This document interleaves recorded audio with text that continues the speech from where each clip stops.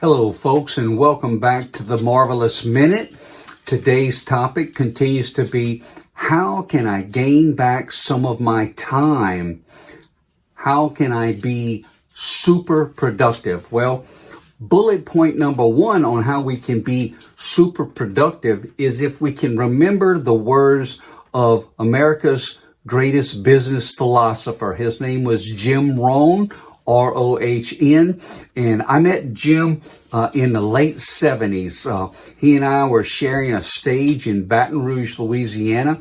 I was the very first speaker. I think I was 17 or 18 years old. And then as the progression went, he was the anchor speaker. I think it was like he was the eighth speaker.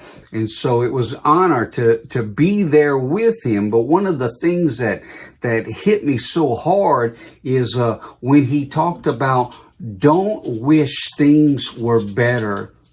Wish you were better. Okay? This whole wishing thing, we don't want to wish to be better. We want to start working on being better. Well, how do we do that? What does that really look like?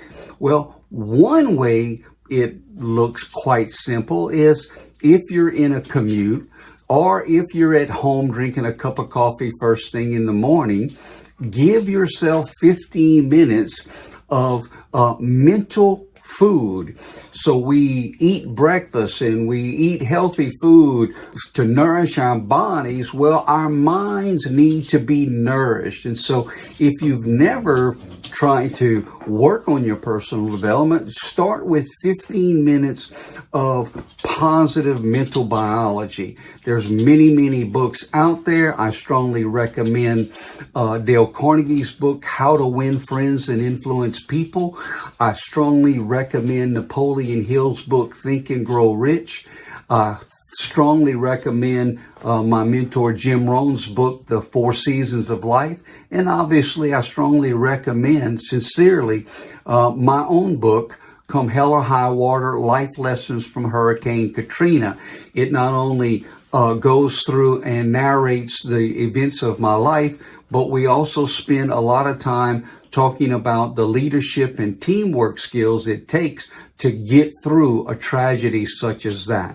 So point number one, don't wish things were better. Wish you were better and start working harder on yourself. Bullet point number two, do keep your promises and your appointments. If you are using this as a personal meditation, personally, in your personal lives, with your friends, with your relatives, are you keeping the promises that you've made to them? Very important. Be a person of your word.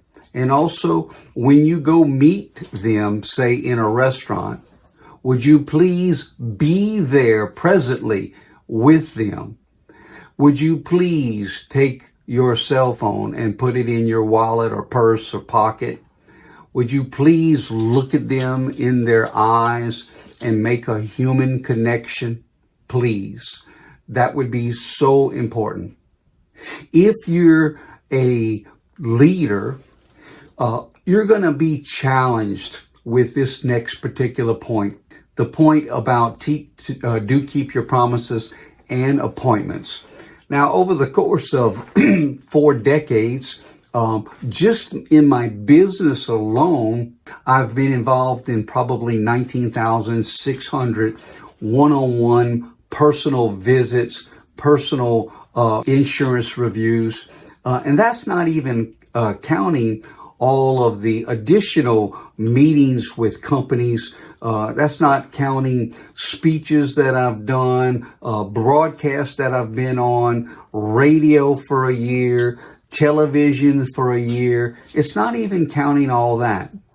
What I want to say to you is there's going to be a temptation whereby you put something on your calendar and then some other organization or person wants or has an event going on at that same time that you didn't know about. And you are going to be, you already have gone through this, I'm positive. You're going to be tempted to X out and not do the initial committed appointment that you have on your calendar. And my friends, that is a strong mistake, because if you get into a pattern of doing that, in the long run, and that's what I'm talking about long-term relationships.